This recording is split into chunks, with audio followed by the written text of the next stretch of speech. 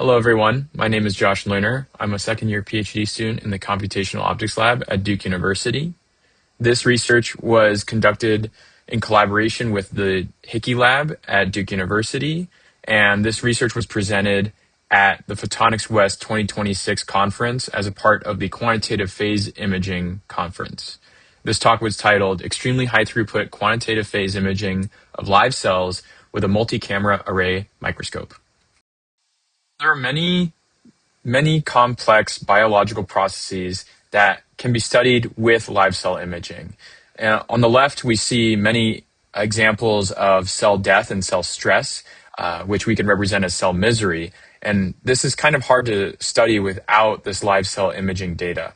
And so we oftentimes want to study how cells die, but then also how cells move and interact. So many of these dynamic features such as cell division, mass transport, different phenotyping applications, these kind of things can also help us determine cell identity over time.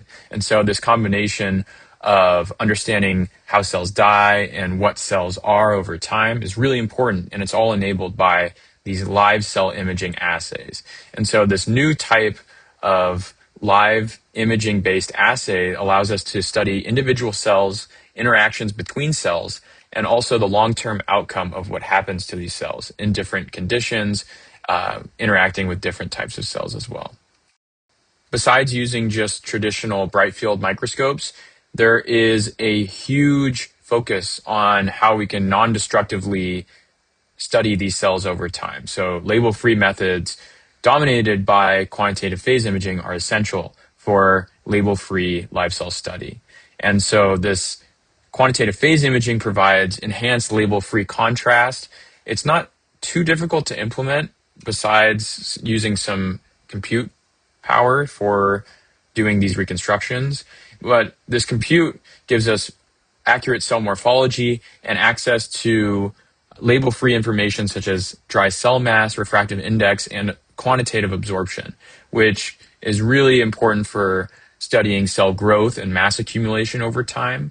And many of these methods work pretty well, but they're usually limited to just a single well of cells. And so when we have a lot of samples that we need to scan through, the time scales that we're able to image at, the frequencies, when you have many different samples, it becomes kind of limiting when you're using just a single microscope objective. And so biologists today need more throughput than ever. It's not really a what if anymore because there's an entire industry that is supporting the use of high throughput study for different applications, including toxicology, drug discovery, therapeutics, and these products, including liquid handling robots, are in really high demand to enable these high throughput workflows. And when you're studying really fast-moving biology, T cells, microglia, you really need to have an imaging system that can keep up with the speed requirements of your biology. And so this is a huge problem because when you're scanning an entire well plate, you have many discontinuous and non-coplanar large fields of view that you need to all image simultaneously. And the plates are kind of inconsistent. They might warp in different ways. And so you really need to be flexible with the imaging. And scanning with just a single microscope objective takes a very, very long time. And when you're studying really fast-moving cells or many different types of samples at the same time, these microscopes are just limiting for what you might be able to achieve. And so this current state of the art involves these different imaging systems, one of which has a quantitative phase imaging option that's done with a holotomography modality. And we see that the throughput of these systems is pretty limited. So usually it's about a plate every 5 minutes at the max. So these different systems are just not really cutting it if we want to scan time-lapse videos across an entire plate. And so we've shown through previous research that our multi-camera array microscope, which we've pioneered from our lab, can really just provide a whole order, 2 orders of magnitude higher throughput than these other systems. And we'll show in this presentation how we can also perform this quantitative phase imaging using our same imaging hardware with a few modifications, and we can get pretty significant improvements to our quantitative phase imaging throughput. And so we talk about our multi-camera array. Camera arrays are not really a new thing, and quantitative phase imaging camera arrays are also not very new. There's this 96 Eyes project from Chonghui Yang's group at Caltech, which uses a camera array combined with an LED array for high throughput quantitative phase imaging. But other imaging systems with camera arrays, it's just a really hard engineering problem. There's a lot of logistical problems and design problems with having really small optics, really compressed electronics that can overheat and have limited reliability. They're also really expensive. And there's just many problems with these array systems that we want to try to make use of the throughput improvements and then also the performance and imaging contrast and information gain improvements with the quantitative phase imaging. So if we could combine these, it would be the best of both worlds to provide a reliable imaging system. For the past few years, our group has been working on this multi-camera array microscope technology where we're able to pack up to 48 different cameras on a single imaging system, and we can image many different discontinuous fields of view at the same time. And with N cameras, we can provide an N increase in our overall imaging throughput. And a lot of work has been done to improve the reliability and the stability. A lot of the different electronics components of the system has been refined. And this really is a perfect skeleton to build upon for performing this QPI-based information extraction. So if we could, on a single system, have this camera array with quantitative phase imaging, we also want to perform this 3D information capture because these cells might aggregate in different planes. And then also we have non-coplanar samples in our array of samples that are used from these well plates. And so we have to be able to Z-stack and then have software pipelines that can go and observe these cell movements over time. So now let's get to the answer of how we can do this really high throughput quantitative phase imaging using our MCAM. And let's just take a step back and talk about just a single microscope. So there was this paper back in 2015 by Tian and Waller that showed that they could implement a quantitative phase imaging strategy on any standard microscope simply by just adding an LED array. And then they have some computational models that perform a deconvolution that can reveal this differential phase contrast derived quantitative phase image for raw captures on their microscope. And so we can take this similar approach, and we really just need to put an LED array on our microscope. And so that's exactly what we did. We took our MCAM system that was an upright system. We flipped it upside down, so we had an inverted imager that was imaging these plates from the bottom, just like a standard inverted microscope. And we can stick a well plate on top of it. Our camera spacing is the same pitch as the well-to-well spacing on these 96 well plates. And so we don't have to move our camera at all. We can image the central fields of view of every well in this well plate at the same time. And then for illumination, we added an LED array that was attached to our imaging system. And then we can align the LEDs to the centers of our wells. And we can play with the illumination using this LED array, and we can perform this quantitative phase imaging across all of these wells. And so this is a video of the system working in the lab. We have our LED array. We also have a stage top incubator that is keeping the cells at 37C with 5% CO2. And so we can study these cells for a very long time before they can ultimately die. And it's not due to their environmental effects, but due to the cytotoxic effects that we were wishing to study.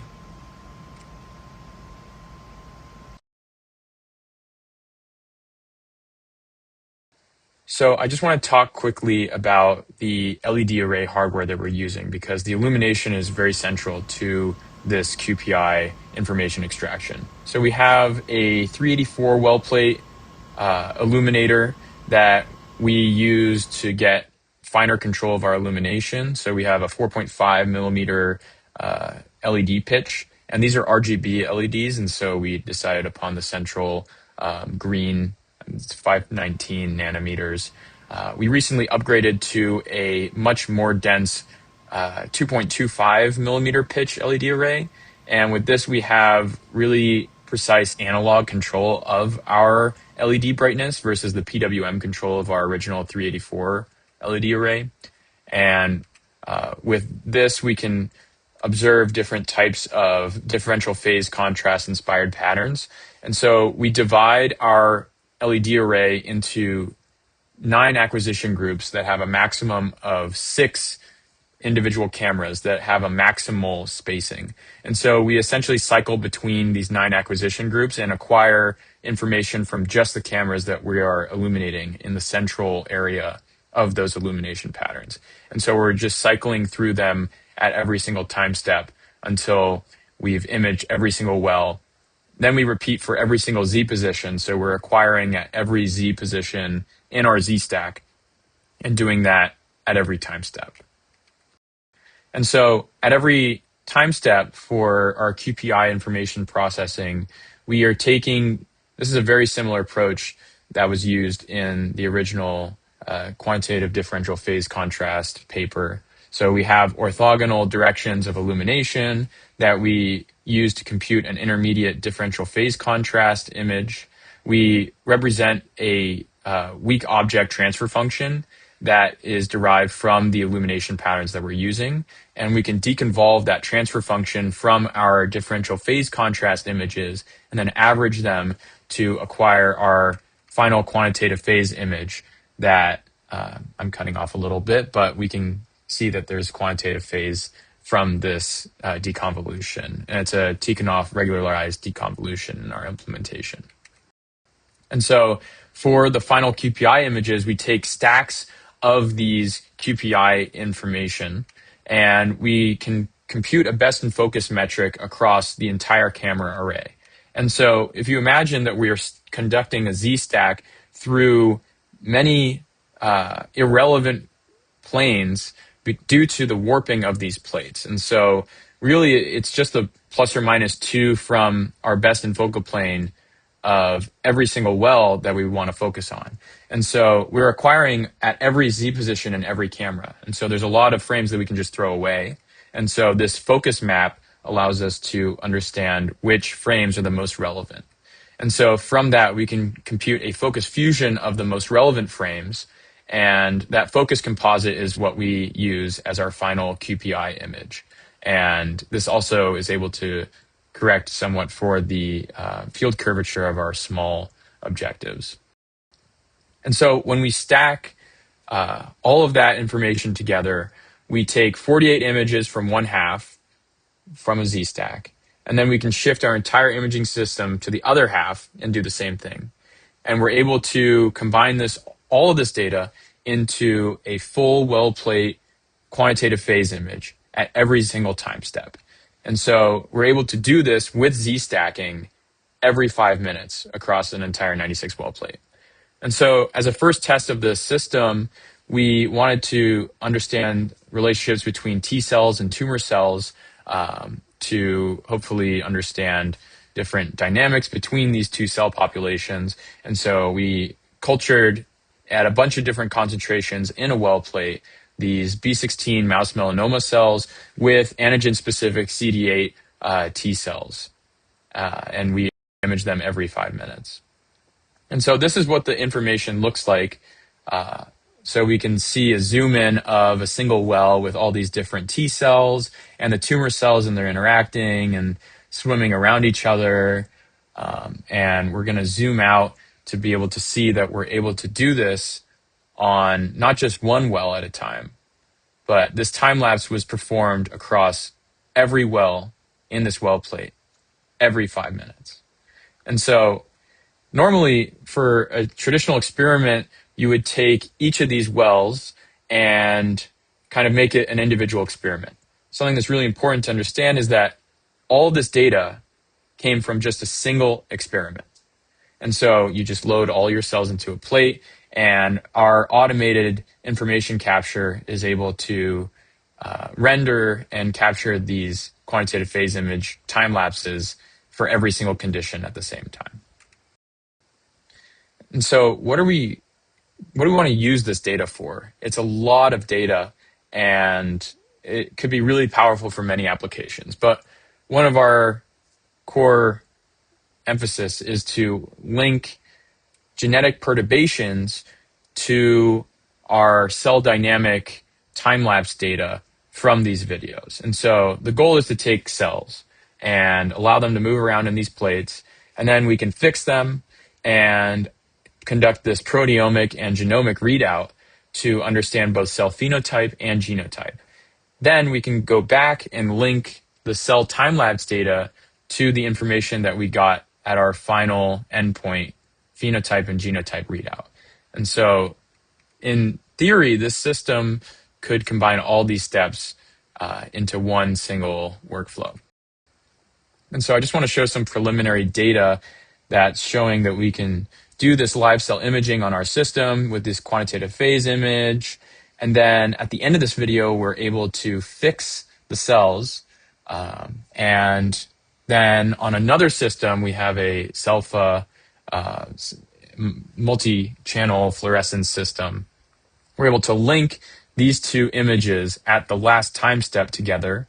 And then using that SELFA system, we can do DAPI, and we can do this codex phenotyping readout, and we can link that to genetic perturbations that we stored in a code book from previous work.